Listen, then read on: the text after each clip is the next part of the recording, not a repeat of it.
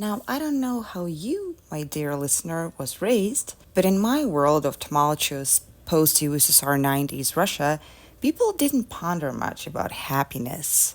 No one, at least in my world, was preoccupied with such silly woke ideas. They were literally surviving. Life was tough, future was uncertain, and morals were unclear. Yesterday we were building communism, and now Russia is represented on a major song contest. People really cared about Eurovision back then, believe me, by two gay, not really, women who were making out on MTV. It was also big back then. Times were simpler. And singing about seducing a gay boy. Yesterday, we believed in communities, socialism, traditional values, nuclear family, and now we're looking to bridge the gap between us and the West, adopt their progressive values, watch their movies, wear their clothes.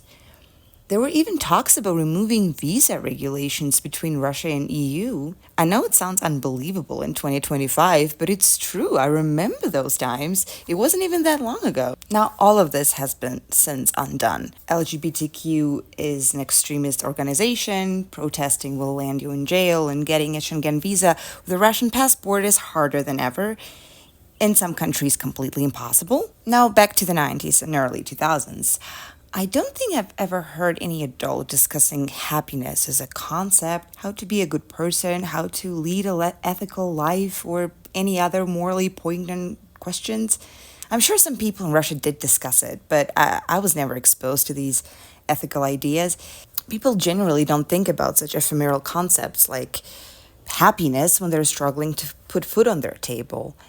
My mother was a single parent who had to work like 80 hours a week to barely cover our basic needs.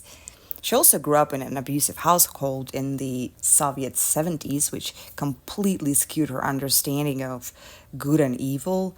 Colloquially, people call it narcissism, not a diagnosis.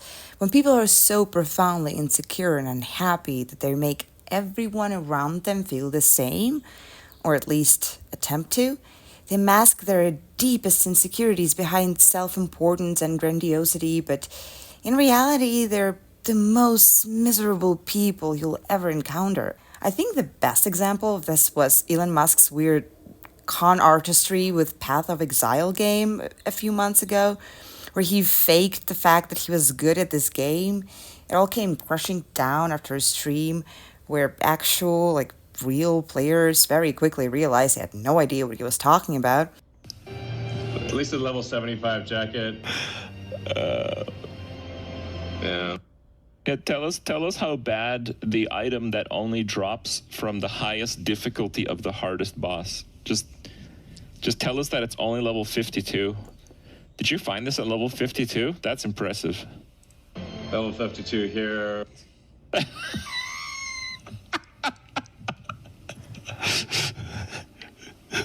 Bro, Elon Musk is a fucking fraud, bro. He's a fucking fraud. I sent the stream to my boyfriend who loves this game, and he confirmed that the dude had clearly never played the game before. It was so pathetic and sad that it changed the way I looked at him. At Elon Musk, not my boyfriend.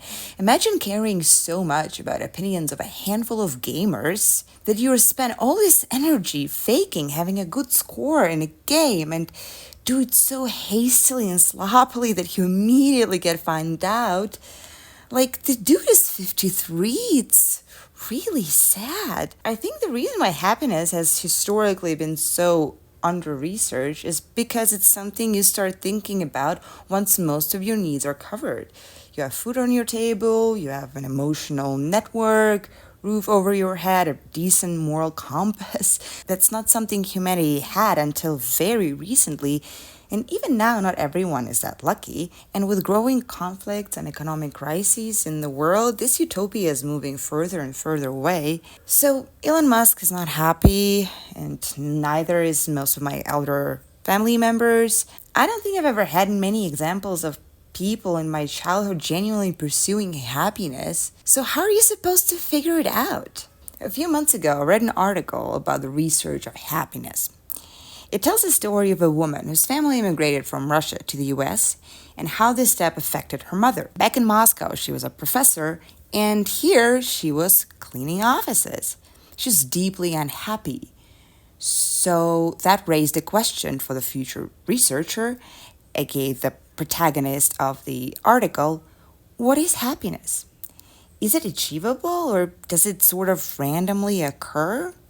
Are Russians inherently more miserable than Americans? That assertion made me chuckle a little bit because I ask myself the same question sometimes. Let's begin with a quick overview of happiness research.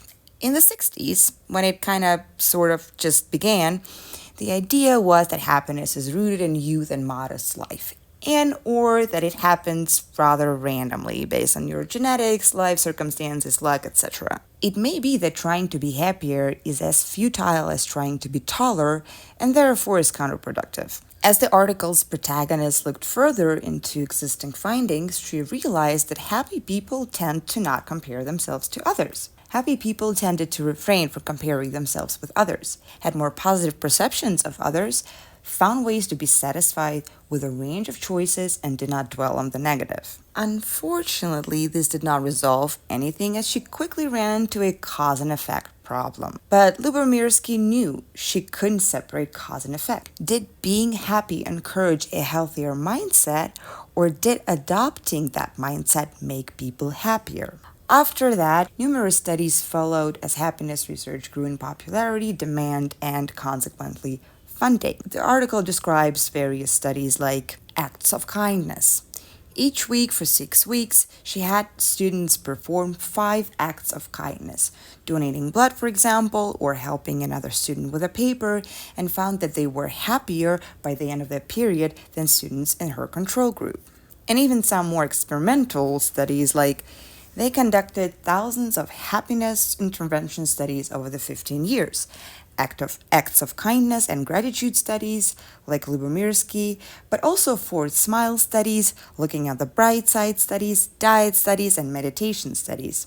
Many of them seemed to show that people could, in fact, make themselves happier, but most of the effect sizes were small, the results were short-term, and the options seemed endless. In 2001, a new discovery was made: correlation between marriage and happiness. He found that for both cohorts, one of the best predictors of the man's overall well-being in their old age was how happily married they were at the age of 50. However, it's important to highlight that the connection is between happy marriage and happiness, which sounds a lot less groundbreaking. Waldiger knew that being married was associated with overall well-being, but he was intrigued by other, more recent studies that found that marriage alone was not enough. How happy the marriage was mattered. Being part of a community and contributing to it also played an important role. Ed Diener and Martin Seligman found that happy people spend less time alone every day than unhappy people. And a large study published in 2008 found that those who were more socially engaged, attending church, belonging to organizations, were consistently happier, as were those with larger social networks. But none of the above mentioned research has successfully tackled the cause and effect problem. The Harvard study, like a lot of their happiness research, posed that same question of cause and effect that had bedeviled psychology for so long. It was hard to know, for example, if happy marriages made for happier people at the end of their lives, or if happy people were simply more inclined to have happy marriages. So the protagonist started her new study. She coded the answers into non-social answers, get a better job, or social ones, spend more time with friends and family. Rohr found that people who proposed a social goal had taken more steps toward that goal and were happier a year later. Nicholas Epley and Juliana Schroeder, researchers both then at the University of Chicago, conducted an experiment in which they asked people to interact with strangers on public transit to try to have a moment of connection, and found that the commuters seemed to get a mood boost from this exercise. Epley and Schroeder's research and other studies have found that people underestimated both how much they would enjoy the experience and how open the strangers would be to it. The article concludes with a protagonist's breakthrough of sorts. After all these years, it hit me, she said. The reason that all of these interventions are working is because they make people feel more connected to others. So when I write a gratitude letter to my mom, it makes me feel more connected to my mom. When I do an act of kindness, it makes me feel more connected to the person I'm helping, or just humanity as a whole. Yes, you could go running, and that could make you happier, and meditation doesn't necessarily have to be about other people. But I would say that 95% of things that are effective in making people happy and that have been shown to be true through happiness interventions are because they make people feel more connected to other people. She leaves us with the following piece of advice. If someone were to ask me, what's the one thing you could do tomorrow to be happier? That's my answer. Having a conversation with someone, or a deeper conversation that you normally do, she says. So, is it an answer to the happiness debacle? Probably not. Humans are really complex, and nothing is that simple, especially if we consider mental health issues and personality disorders and life circumstances. However, I do believe that making connections, maintaining relationships, even remotely, and making time for your loved ones are key ingredients for happiness. Life is about connecting with people, and through that, discovering yourself and the world around you. There was one great thing about my childhood, and it was my best friend in middle school and high school. A few years ago, we grew apart, and I've been wanting to reach out and thank her for the connection that we had as kids. It was incredibly valuable to me. I think this research prompted me to do that, so I wrote a letter that I will send soon. So if you're wondering what to do with this information, maybe just reach out to that old friend you've been meaning to reconnect with, the one you think about but tend to put off. And maybe, just maybe, it'll make you a little less alone. Wouldn't that be nice? Wouldn't it be